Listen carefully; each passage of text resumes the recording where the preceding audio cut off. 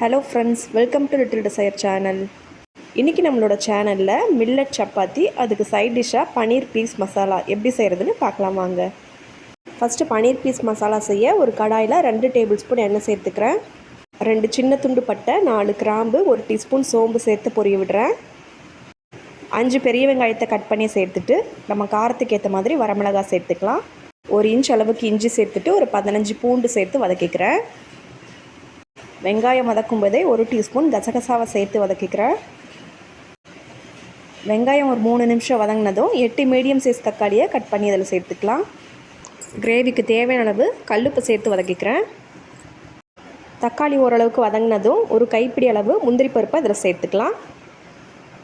Stove off பண்ணி நல்லா ஆற விட்டுட்டு இது நல்லா ஃபைன் பேஸ்ட்டாக அரைச்சிக்கலாம்.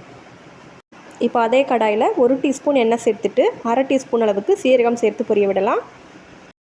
நம்ம அரைச்சி வச்சுருக்க மசாலா விழுந்ததில் சேர்த்துட்டு தேவையான அளவுக்கு தண்ணி சேர்த்துக்கலாம். தேவையான அளவு தண்ணி சேர்த்ததும் 100 கிராம் ஃப்ரெஷ் பச்சை பட்டாணியை இதில் சேர்த்துக்கலாம். பச்சை பட்டாணியை சேர்த்ததும் இதை மூடி வச்சுட்டு ஒரு 4லேருந்து 5 நிமிஷத்துக்கு மீடியம் ஃப்ளேம்லேயே வேக விடலாம். 200 கிராம் பன்னீரை நான் சின்ன சின்ன துண்டுகளாக கட் பண்ணி வச்சுருக்கேன். 5 நிமிஷம் போல் வெந்ததும் நம்ம கட் பண்ணி வச்சுருக்க பன்னீர் துண்டுகளை இதில் சேர்த்துக்கலாம்.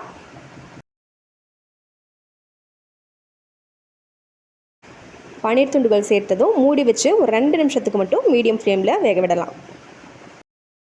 கடைசியாக டேஸ்ட்டை பேலன்ஸ் பண்ண 1 டீஸ்பூன் நாட்டு சர்க்கரை சேர்த்துக்கிறேன். நல்ல ஒரு ஃப்ளேவருக்காக 1 டேபிள் ஸ்பூன் அளவுக்கு கசூரி மேத்தியை நல்லா க்ரஷ் பண்ணி சேர்த்துக்கலாம். சூப்பரான டேஸ்ட்டில் பன்னீர் பீஸ் மசாலா தயார். அடுத்ததாக மில்லட் சப்பாத்தி எப்படி செய்கிறதுன்னு பார்த்துடலாம். சப்பாத்தி மாவு பிசைய ஒரு அகலமான தாம்பாளத்தில் தேவையான அளவு தண்ணி சேர்த்துக்கிறேன். இதில் 10 சிறுதானியங்கள் சேர்த்து அரைச்ச சிறுதானிய சத்து மாவு 1 கப் அளவுக்கு சேர்த்துக்கிறேன். அதே கப்பில் 2.5 கப் அளவுக்கு சாதாரண கோதுமை மாவு சேர்த்துக்கிறேன். நம்ம சிறுதானிய மாவு அதிக குவான்டிட்டியில் சேர்க்கும்போது சப்பாத்தி வரவருன்னு ரஃப்பாக இருக்கும். 2.5 கப் கோதுமை மாவுக்கு 1 கப் சிறுதானிய மாவு சேர்த்து நம்ம சப்பாத்தி செய்யும்போது சப்பாத்தி நல்லாவே சாஃப்டாக வரும். நீங்கள் இதே மெத்தடில் ஏதாவது ஒரு சிறுதானிய மாவை சேர்த்தும் செஞ்சுக்கலாம். இதே ரேஷியோவில் 2-3 சிறுதானிய மாவை மிக்ஸ் பண்ணியும் நம்ம சேர்த்து செஞ்சுக்கலாம், நம்ம விருப்பம்தான். நம்ம வழக்கமாக சப்பாத்தி திரட்டுற மாதிரி திரட்டி தோசைக்கல்லில் போட்டு எடுத்துட வேண்டியது தான். ஒவ்வொரு முறை சப்பாத்தி செய்யும் போதும் இந்த மாதிரி சிறுதானிய மாவை சேர்த்து நம்ம செஞ்சு சாப்பிடும்போது நமக்கு நல்ல ஒரு ஹெல்த் பெனிஃபிட்டாக இருக்கும். நம்ம சேனலில் நிறைய பாரம்பரிய அரிசிகளில் செஞ்ச ரெசிபீஸ், சிறுதானிய ரெசிபீஸ் இருக்குது. தேவைப்படுறவங்க செக் பண்ணி பாருங்கள். இந்த சப்பாத்தியை கொஞ்சமாக நெய் தடவி சுட்டு எடுத்துக்கிறேன்.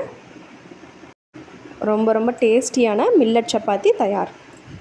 இந்த 2 ரெசிபீஸும் உங்களுக்கு பிடிச்சிருந்ததுன்னா இந்த வீடியோக்கு ஒரு லைக் கொடுங்க. மறக்காமல் நம்ம சேனலையும் சப்ஸ்கிரைப் பண்ணிக்கோங்க.